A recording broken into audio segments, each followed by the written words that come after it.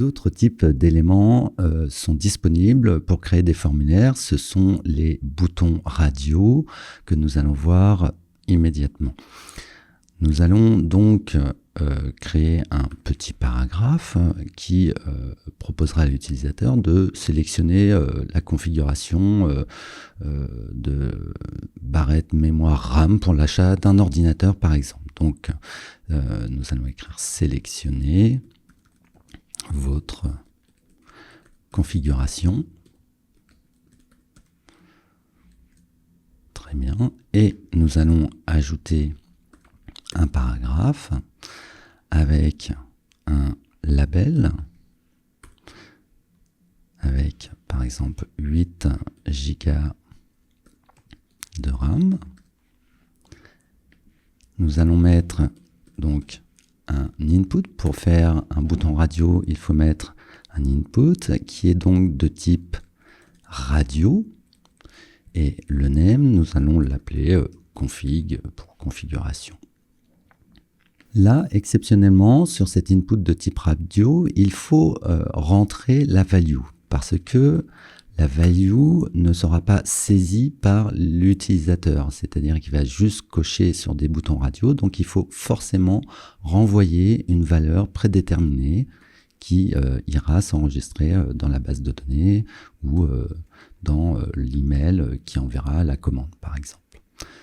Donc 4 Go de RAM. J'enregistre. Et là, nous constatons que nous avons 8 Go de RAM qui est placé avant le bouton radio que nous voyons apparaître ici. Si nous cochons, nous pouvons le cocher ou le sélectionner. Donc, pour que le label puisse être après, pour avoir une meilleure présentation, il vous suffit tout simplement de faire un coupé-coller et le label se trouve après. Ça, ce n'est pas gênant du tout. Vous pouvez vous le permettre. N'oublions pas également le for pour le label. Nous allons l'appeler conf1 et l'identifiant pour que lorsqu'on clique sur le label, ça active directement la case à cocher. Conf1. Très bien. Nous allons ajouter d'autres boutons radio. Nous allons en ajouter un deuxième. Conf2.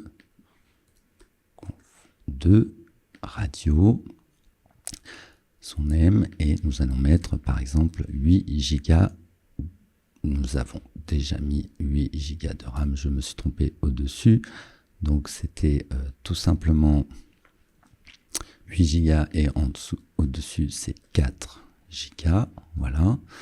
Maintenant, nous constatons que nous avons bien nos deux boutons radio. L'idéal serait quand même de lui proposer par défaut un bouton radio d'activer. Donc, nous avons un attribut que nous pouvons ajouter sur les boutons radio qui est checked. Checked, du coup, nous apercevons ici que le premier bouton radio est donc coché par défaut. Si je clique sur le second, il annule donc la sélection du premier, ce qui est le propre d'un bouton radio à l'inverse de la case à cocher. Pour que le groupe fonctionne bien ensemble, il ne faut surtout pas changer le name, c'est-à-dire que ici nous avons mis config et config. Il faut vraiment respecter le même nom. Si je mets ici par exemple configuration à la place, on s'apercevra que notre bouton radio qui est donc unique, c'est un choix unique que nous devons faire, ne fonctionne plus. Là, on se retrouve avec les deux boutons radio sélectionnables. Donc faites bien attention à cela, le name doit donc être identique pour que ça fonctionne bien comme un choix unique.